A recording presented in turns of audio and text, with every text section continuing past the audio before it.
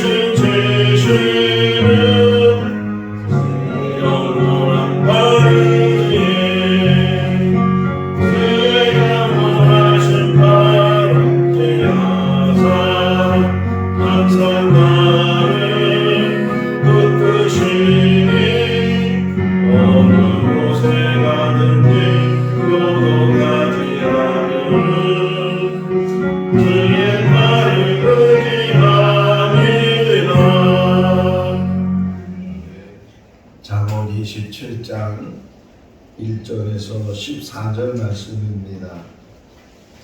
잠언 27장 1절에서 14절 말씀. 너는 내일 일을 자랑하지 말라. 하루 동안에 무슨 일이 일어났는지 내가 알 수 없음이니라. 하일이 너를 칭찬하게 하고 내일부로는 하지 말며 매일이 너를 칭찬하게 하고 내 기술은 하지 말라니라. 돌은 무겁고 모래도 가볍지 아니하거니와 미련한 자의 분노는 이 돌보다 무거우니라. 그는 잔인하고 너는 창수 같으니와 투기 앞에야 누가 서리요. 면책은 숨은 사람보다 나으니라. 친구의 아픈 책망은 충직으로 말미암는 것이나 원수의 작은 미천은 곁에서 난 것이니라. 배부른 자는 꿀이라도 싫어하고 줄인 자에게는 쓴 것이라도 다니라. 고향을 떠나 유리하는 사람은 보금자리를 떠나 떠도는 새와 같으니라. 기름과 향이 사람의 마음을 즐겁게 하나니 친구의 충성된 공고가 이와 같이 아름다우니라. 내 친구와 내 아비의 친구를 버리지 말며 내 환난 날에 형제의 집에 들어가지 말지어다. 가까운 이웃이 먼 형제보다 나으니라. 내 아들아 지혜를 얻고 내 마음을 기쁘게 하라. 그리하면 나를 비방하는 자에게 내가 대답할 수 있으리라. 슬기로운 자는 재앙을 보면 숨어 피하여도 어리석은 자들은 나가다가 해를 받느니라. 타인을 위하여 보증선 자의 옷을 취하라. 외인들을 위하여 보증선 자는 그의 몸을 볼모 자를지니라. 이른 아침에 큰 소리로 자기 이웃을 축복하면 도리어 저주같이 여기게 되리라. 아멘. 영국의 19세기경에 유명한 시인 중에 한 사람이 바이런이라는 사람입니다. 근데 이 바이런이 남긴 말 중에 아주 유명한 말이 하나 있는데, 어느 날 자기가 일어나 보니까 아주 유명한 사람이 된다는 거예요. 하루아침에 나는 유명한 사람이 됐다, 이런 말을 남겼는데, 지금이야 뭐 이렇게 매스컴이 많이 발달되고 그래서 금방 소식들이 뭐 그 나라뿐만 아니라 세계적으로도 저 반대편에 있는 소식들도 금방 우리가 알 수 있지만, 그 당시만 해도 그렇게 이제 사람에 대한 소문이나 이렇게 유명해진다는 것이 쉽지 않은데, 그가 자기 자신도 너무 깜짝 놀랄 정도로 자기가 유명 인사가 된 그런 일을 경험하게 됐는데, 근데 그는 36살에 말라리아 병에 죽고 말았어요. 좀 더 오래 살았으면 더 많은 시들을 썼을 텐데, 어쨌든 그 남겨놓은 시만 보더라도 많은 사람들이 이렇게 많이 애독을 하고, 우리들 가운데도 이렇게 알고 있는 시들도 그 바이런의 시가 있는데, 그가 한 말이에요.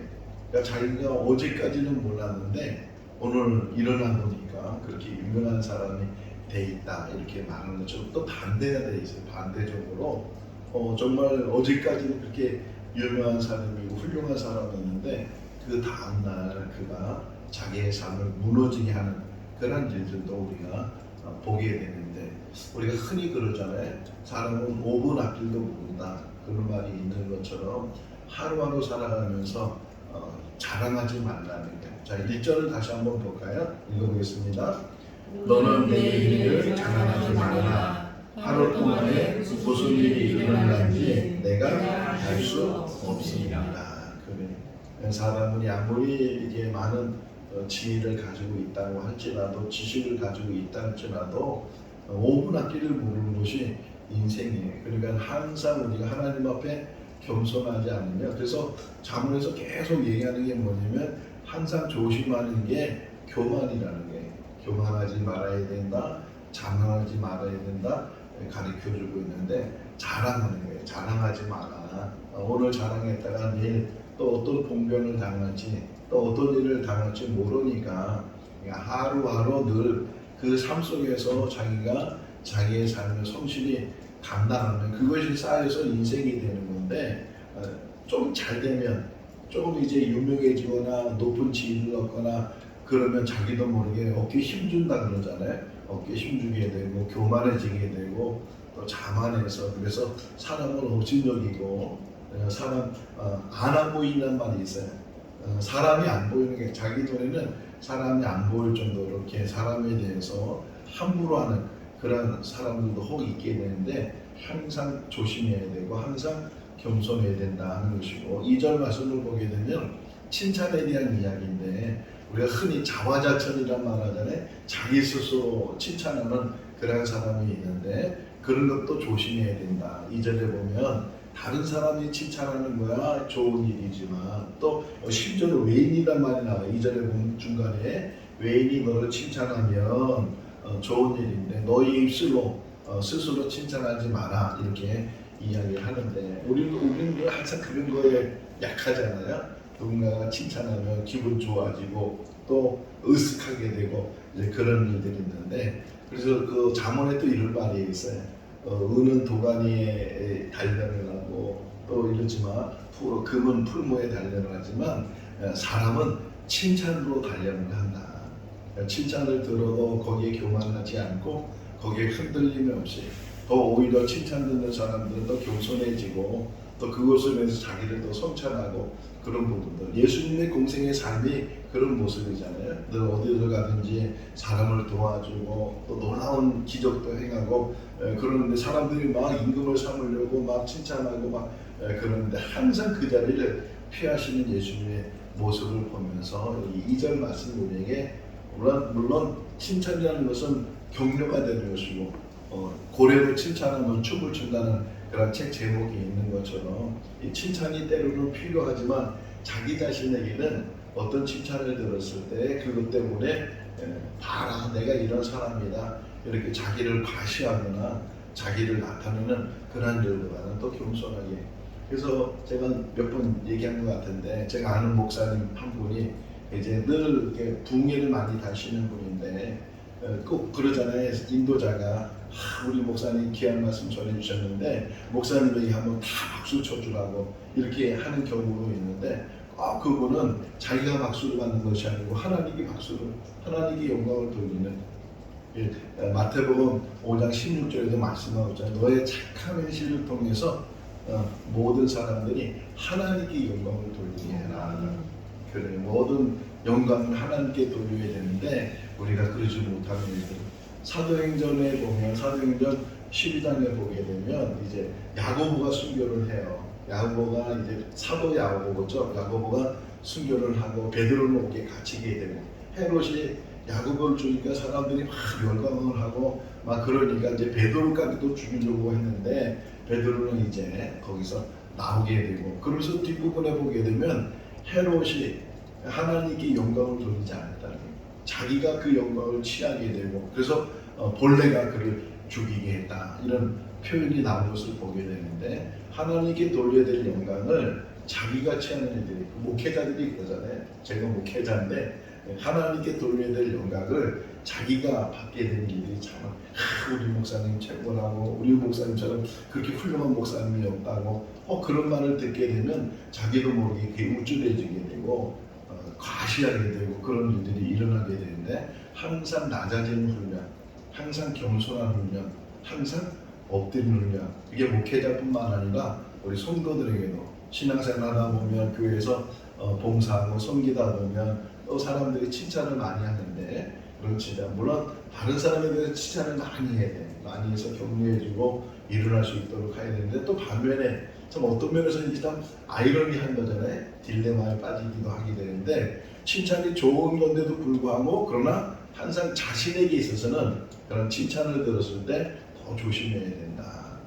그래야지만 하나님 앞에 또 발을 쓰게 되고 항상 넘어지는 것 성경 안에서도 다윗도 그렇고 사람들이 넘어진 걸 보게 되면 교만해졌을 때 여호수아에 보면 참 재밌는 표현이 하나 나와요. 기브온 사람들이 이제 주변에 있는 사람들이 막 정복을 당하니까 자기들을 살기 위해서 거짓 꾸며가지고서 이제 여호수아 이스라엘 백성들이 와가지고서 우리가 어디서 왔고 이렇게 곰팡이 나는 음식을 보여주고 다 떨어진 신발을 보여주면서 그러면서 우리가 당신들을 내가 잘 숨길 테니까 우리는 살려달라고 그랬을 때 그 표현이 허락을 해줬는데 그 표현이 뭐라고 써있냐면 하나님께 묻지 아니하고 그런 말이 나와요. 하나님께 묻지 아니하고 우리도 우리 인생 속에서 우리 마음대로 할 때 얼마나 많이 있어요. 기도해야 되는데 물어야 되는데 하나님 앞에 맡겨야 되는데 정말 그러지 않고 이것쯤이야 하는 경우들. 사무엘상에 보게 되면 다윗이 하나님 앞에 묻고 또 물었죠. 묻고 또 물었어요. 자 그때 하나님이 얼마나 기쁘셨을까. 하나님은 지금도 이 묻는 사람을 만나실 줄은 믿습니다. 묻고 또 묻고 작은 일인데도 묻고 이제 부모의 마음은 뭐예요? 항상 자식들이 자기하고 상의해주고 이렇게 같이 이야기해주는 것을 기뻐하는 것처럼 하나님 역시 노래하기 새벽에 나와서 기도하는 것도 그런 거잖아요. 하나님 오늘도 이런 일이 있을 것이고 이런 일을 해야 되고 또 앞으로 이런 일들을 계획하고 있는데 어떻게 하면 좋은지 하나님께서 지혜를 주시고 하나님 길을 열어주시고 혹이나 방해하는 일 없도록 장애하는 일 없도록 하나님께서 모든 장하시는 고향이라는 그런 동화가 있어요. 장하시는 고향. 그 고양이는 이제 자기 주인을 위해서 미리미리 다 모든 것들을 해결하는 거예요. 미리미리 다 해결을 해서 그래서 문제가 없이 그 자기 주인이 잘 나갈 수 있도록 공주하고 결혼할 수 있도록 이렇게 도와주는 것처럼 출애굽기를 보게 되면 출애굽기에 하나님이 뭐라고 말씀하시냐면 내가 앞서간다는 거예요. 하나님이 우리 인생 속에 앞서가실 줄로 믿습니다. 그럼 하나님을 바라보는 삶을 우리가 살아야 되고 항상 또 조심해야 되는 게 뭐냐면 이 분노, 이 감정 조절인데 이 분노를 항상 조심해야 돼요. 표현이 재밌는 어떤 표현이 여기 나오는 오늘 자문에 나오는 표현이 뭐냐면 돌이 무겁고 모래도 무겁다. 이 표현이 너무 재미있어요. 한번 여기 읽어볼까요? 3절에 읽겠습니다. 돌은 무겁고 모래도 가볍지 아니하거니와 미련한 자의 분노는 이 돌보다 무거우니라. 돌은 무거워요. 물속에 돌을 집어넣으면 이 돌이 빠지잖아요. 무거워서 빠진다는 거예요. 그래서 누가 그러더라고요. 군함하고 바둑돌하고 어느 게 더 무거우냐고 그렇게 물어봐요. 그럼 사람들이 군함이 무겁다는데 돌이 더 무겁다. 군함은 뜨지만 돌을 바둑돌은 가라앉으니까 그렇게 재밌는 표현도 하는데 돌이 무거워서 물에 빠져요. 근데 모래도 아주 얼마나 작아요. 그 모래도 결국 물속에 집어넣으면 밑으로 가라앉는다. 이렇게 무거운데 근데 분노라는 것은 이보다 더하다는 거예요. 그러니까 오래 그 분노를 사람들이 갖고 있다는 거예요. 에베소 4장에서도 표현하고 있는데 불을 품지 말라는 거예요. 근데 불을 혹이나 품더라도 오랫동안 불을 품게 되면 그 틈에 마귀가 들어와서 그래서 그 분노의 그 사람을 통해서 악을 행하게 하고 불의를 행하게 하는 그런 그 감정을 잘 다스리지 못하면 왜 싸우는 거예요? 이 분나니까, 화가 나니까 이 분 때문에 싸우게 되는데 그런 부분들을 항상 조심해야 돼요. 또 무겁다는 또 의미 중에 하나는 오래 간다는 의미가 있어요. 오래 간다. 그냥 돌이 무겁고 모래도 무거우니와 이 분노라는 것은 그보다 더 무겁다 이렇게 표현을 하고 있는데 오래 간다는 거예요. 부부간에 이 분이 났어요. 근데 분이 났는데 그게 오래 가면 어떻게 되겠어요? 가끔 이제 뭐 부부 싸움은 말 안 하잖아요. 근데 어떤 부부는 그냥 하루 만에 다 서로 이제 다 그냥 에휴 그래도 살아야지 그래서 서로 말하는데 어떤 부부는 그냥 일주일에 말 안 하고 지내는 부부가 대단한 거예요. 그죠? 밥 달라고 그랬는데 밥 달라줘도 못하고 서로 그렇게 필요하고 서로 이게 하다 보면 필요한데 그런 얘기도 못하는 얘기들이 많은데 사람은 이 감정의 어떤 동물이라고 말하잖아요. 그렇기 때문에 분을 낼 수 있고 분이 날 수도 있지만 그런 부분을 잘 다스려야 돼요. 그런데 또 하나 4절을 설명하는 게 뭐냐면 분도 참 무서운 일이고 또 노를 내는 여기 표현하면 분은 잔인하고 노는 참수하거니와 그러면서 또 하나 딱 튀어나오는 게 있어요. 뭐가 나왔어요? 투기 앞에 누가 서리요. 투기하는 것. 다시 한번 다른 표현을 하면 시기하는 것. 이게 가장 무섭다는 거예요. 분내는 것, 노내는 것 이것도 무서운 일이고 또 여기 표현이 뭐냐면 노는 참수하다. 이게 참수하다는 건 우리가 홍수가 내리는 그런 것들인데 또 근데 또 하나 표현이 뭐냐면 이 참수하다는 의미는 막 하다가도 결국은 싹 사라진다는 거예요. 지금 비가 많이 오는데 이 비가 많이 오면 이게 냇가에 물이 확 불어나잖아요. 계곡 같은 데도 물이 확 불어나죠. 그래도 좀만 지나면 언제 그렇게 물이 있었는지 싹 사라지는 것처럼 그냥 참수하다는 의미는 막 크게 나타나기도 하지만 그것이 또 금방 사라져요. 또 우리가 살다 보면 이 분내는 것, 녹아나는 것 이런 것들이 사라지는데 가장 조심해야 되는 게 뭐냐면 투기하는 것, 시기하는 것. 사돈이 땅을 사면 뭐라고요? 사촌이 땅을 사면 배가 아프다는 그런 말이 있는 것처럼 남이 잘 되면 배가 아파하고 시기하고 또 비교하고 이런 일들을 혹 있게 되는데 그런 부분들을 항상 조심해야 된다 하는 것을 우리에게 가르쳐주고 있고 또 하나 이제 조심스러운 말이 여기 하나 나오는데 뭐냐면 면책이 숨은 사람보다 낫다 이런 말이에요. 면책. 제가 오늘 새벽에 면책이 난다는 찾아보니까 뭐 몇 가지 종류가 나오는데 그 중에 하나가 이런 뜻이에요. 얼굴을 대면하면서 책망하는 것, 그게 면책인데 서로 보면서 책망, 뒤에서 뒷소리 하는 것이 아니고 혹이나 정말 해줘야 될 얘기가 있으면 당사자를 만나서 그 당사자에게 얘기해야 되는데 문제는 받아들인 사람에게 받아들일 수 있는 그런 준비가 되어 있지 않으면 좋은 얘기를 해도 충고를 해도 그것이 충고가 되지 않고 오히려 불안을 일으키는 그런 일이 될 수도 있다는 거예요. 그러니까 말하는 사람도 조심해야 되고 또 듣는 사람도 그것을 잘 들어야 된다. 그것이 이제 6절에서 더 설명을 해요. 6절 한번 읽어볼까요?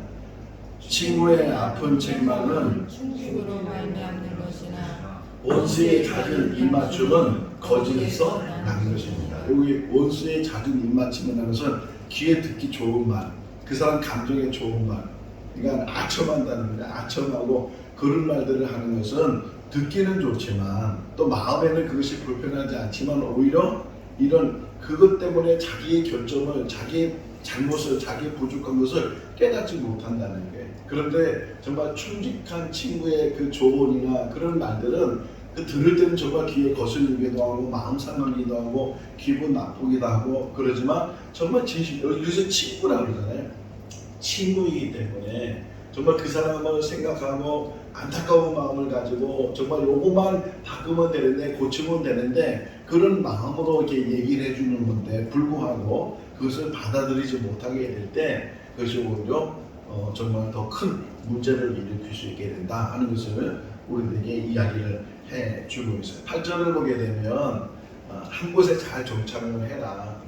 떠돌아다니지도 말고 우리가 이제 어디 멀리 여행을 갔다 그러면 근데 주일이 꼈어요. 그러면은 이제 낯선 교회에 가서 예배를 드리잖아요. 정말 가서 아무리 큰 교회에 들어가서 예배를 드려도 마음의 기쁨이나 평안이나 마음의 쉼을 갖지 못하잖아요. 왜 그래요? 자기 교회가 아니니까. 아무리 그 교회에 들어가도 자기 교회가 아니면 집도 마찬가지예요. 지금 서울에 많은 좋은 빌딩들이 있잖아요. 빌딩들이 있는데 거기 경비 쓰는 분들 보면 거기 얼마나 시설이 좋아요. 뭐 경비라고 하지만 거기에 뭐 다 돼 있고 다 갖춰져 있고 그 사람이 사는 집은 저기 동네에 있는 정말 음악 같은 집에 살고 있는데 근데 놀라운 거는 퇴근 시간만 되면 차깍차깍 집으로 가. 그 회사가 더 시설이 좋고 더 좋은데도 불구하고 거기 더 있으려고 하지 않아. 왜요? 자기 집이 편한 거예요. 우리 환경이 뭐 좋아도 내 집이 아니면 내 것이 아니면 불편한 것이고 빨리 그 자리를 떠나는 것이고 바로 오늘 설명 8절 읽어볼까요? 고향을 떠나 유리하는 사람은 보금자리를 떠나 떠도는 새와 같으니라. 우리 교회가 우리의 보금자리가 될 수 있기를 바랍니다. 정말 이곳에 앉아있으면 큰 곳에 앉아있는 것보다 그 어느 게 있는 것보다 아무리 시설이 잘 되어 있고 아무리 큰 교회에 앉아있는 것보다도 이 자리가 너무 편하고 이 자리가 너무 행복하고 우리 이강민 목사님 간증한 게 있어요. 여기서 기도해야 기도가 된다. 얼마나 은혜스러워. 그래 뭐 다른 데서도 기도할 수 있고 뭐 좋은 기도원 좋은 교회 다 있지만 뭐 거기서도 하나님 계시고 우리 기도를 들으실 텐데 근데 우리에게는 적어도 생거진저 성도에게는 이곳이 가장 우리에게 보금자리가 될 수 있기를 바랍니다. 마음도 마찬가지예요. 몸만 와 있는 것이 아니고 마음도 여기가 있고 항상 정말 제가 우리 교회 개척하면서 같이 우리 성도들 만나면서 너무 행복한 것은 모든 성도들이 주인의식을 가지고 모든 성도들이 한 마음이 돼가지고서 서로 사랑하고 그러면서 이 교회를 세워나가려고 애를 쓰고 부단히 서로 조심하면서 서로 좋은 관계를 맺어가면서 그런 모습들을 보면서 너무 행복해요. 정말 우리 교회가 행복한 그런 교회가 될 수 있기를 바랍니다. 또 하나는 여기 재밌는 표현이 뭐냐면 가까운 이웃이 먼 친척보다 낫다. 그런 표현이 있어요. 10절 말씀에 한번 읽어볼까요? 내 친구와 내 나의 친구를 버리지 말라. 내 환난 날에 형제의 길에 들어가지 말지어다. 가까운 이웃이 먼 형제보다 나으리라. 친구나 친구의 아버지에 대해서 함부로 이렇게 버리지 말고 끊지 말고 자기에게 좀 도움이 되면 가까운 친구처럼 자기에게 좀 불이익이 오거나 그러면 멀어지는 그런 친구가 아니고 정말 그 사람이 좋은 친구를 가졌는지는 그 사람이 어려움을 당했을 때 알 수 있다잖아요. 같이 옆에 있어주고 같이 마음을 나눠주고 같이 애통해주고 그런 친구가 정말 좋은 친구인 것처럼 우리들도 어느 누구하고 친구가 됐을 때 그 친구가 늘 끊임없이 그 친구뿐만 아니라 그 친구의 가족까지도 친구 이상으로 같이 그렇게 대하는 그런 관계를 맺어 나가야 된다 하는 것이고, 여기 표현되어 있는 것처럼 가까운 것이 우리 성도들만의 관계가 가까운 것이에요. 어떤 면은 혈육보다도 더 좋은 유익한 그런 관계를 갖게 된다 하는 것을 우리에게 이야기해요. 마지막 하나만 더 볼까요? 14절 말씀 재미있는 표현이 하나 또 나와요. 읽어볼까요? 이른 아침에 큰 소리로 자기 이웃을 축복하면 도리어 저주같이 여기게 되리라. 항상 어떤 말이든지 똑같은 말인데도 상황에 따라 다르다는 거예요. 축복하는 말도 정말 그 때에 따라서 적당한 때 축복해주고 그래야 되는데, 아침부터 와가지고서 막 축복을 하면 사도 바울이 원래는 에베소로 가려고 했다가 그냥 성령의 인도하심을 통해서 또 환상을 봤는데 마게도나 사람이 나타나가지고서 이리로 건너와서 우리를 도와달라고. 그래서 마게도나 가서 처음 들어간 성이 빌립보 성이에요. 빌립보 성에서 이제 복음을 전하는데 한 여자가 막 쫓아다니면서 이 사람들은 하나님의 사람들이고 하나님 막 그렇게 칭찬을 하는 거예요. 근데 바울하고 그 일이 너무 괴로웠어요. 왜냐면 그 여자가 미친 여자였거든. 미친 여자가, 귀신 들린 여자가 와서 계속 바울을 칭찬하니까 결국은 바울이 그 여자의 들은 귀신을 쫓아내요. 근데 그 여자가 점치는 여자였어요. 귀신 들어서 점을 치는 여자였는데 그 점치는 것 때문에 돈을 벌던 사람들이 그 여자가 이제 온정신이 되니까 점을 못 치니까 바울을 붙잡아서 때리고, 그래서 빌립보 감옥에 간 이유가 그거예요. 그 여자, 미친 여자의 그 병을 고쳐줬기 때문에. 그러니까 아침부터 와가지고서 축복해주는 것은 오히려 축복이 아니고 저주로 들린다는 거예요. 그러니까 항상 적당한 때 상황을 잘 알고, 우리가 칭찬도 좋은 거지만 그러나 칭찬다운 칭찬을 해줘야 되고, 축복도 마찬가지고, 그러니까 상황을 잘 알고 우리가 말에 대해서도 잘 책임지고 또 말에 대해서도 신중하고. 언제 얘기해요? 제가 그런 얘기 들은 적이 있어요. 어떤 얘기냐면, 혹이나 누구한테 돈을 빌리려면 어떤 시간을 잘 택해야 된다는 거예요. 아침부터 돈 빌려다는 사람은 하도 돈 안 빌려준다는 거예요. 아침부터 돈 얘기하고 그러면 어느 때가 제일 좋은 때냐 시간적으로 갖게 될게요. 4시가 제일 좋대요. 4시. 그때는 기분이 너무 좋은 상태예요. 그러니까 곧있으면 퇴근하게 되고 이게 막 그러면서 4시에 전화해서 돈 빌려다니면 많이 빌릴 수 있다 이렇게 얘기하는 얘기 들었는데, 우리 인생 속에서 때를 잘 맞춰서 적당한 때, 그래서 적당한 말을 하는 것, 그리고 합당한 말을 하는 것, 그런 것들이 우리에게 필요하잖아요. 여기 아무리 축복의 말을 해도 상황적으로 아침부터 와서 축복하면 오히려 그것이 저주처럼 들린다고 하는데, 우리가 정말 말의 좋은 말들을 때에 따라서 적당한 때 그 말들을 잘 사용하는 그런 삶을 사는 우리 모두가 다 될 수 있기를 주님의 이름으로 축원합니다. 아멘. 기도하겠습니다. 사랑이 많으신 하나님 아버지, 인생은 5분 앞길도 모르며 살아가고 있습니다. 오늘도 어떤 일이 일어날지 모르면서 오늘 하루의 삶을 삽니다. 오직 하나님만 바라보며 하나님만 의지하기를 원합니다. 하나님 주신 건강 안에서, 하나님 주신 시간 안에서, 또 하나님 주신 물질 안에서 하나님의 사람으로 살게 하시고, 자로나 오로나 치우침이 없게 하여 주시옵소서. 늘 겸손을 배울 수 있도록 도와주시고, 낮은 자리에 늘 앉게 해주시고, 또 각자의 맡겨진 일들을 성실히 잘 감당하는 우리들 되게 하여 주시옵소서. 혹이나 누군가의 말을 들었을 때 잘 받아들일 수 있도록, 또 그것이 약이 될 수 있도록 은혜를 베풀어 주셔서 우리 자신의 부족한 부분들을, 보지 못하는 부분들을 깨닫는 지혜를 더하여 주시옵소서. 가까운 곳이 먼 친척보다 낫다고 했는데, 우리 모든 성도들이 서로 간에 가족이 되게 해주시고, 정말 마음을 나눌 수 있는 좋은 만남들을 갖게 하여 주시옵소서. 때를 따라서 적당한 때에 이제 언어 생활도 잘 감당할 수 있는 우리들 되게 하여 주셔서, 우리가 말하는 것들이 좋은 열매를 맺어지게 하시고, 또 그것을 통해서 많은 사람들에게 힘을 줄 수 있는 그런 생명을 살리는 언어 생활이 되게 하여 주시옵소서. 오늘 하루의 모든 삶도 지켜주시기를 간절히 바라옵고 예수 그리스도 이름으로 기도하옵나이다.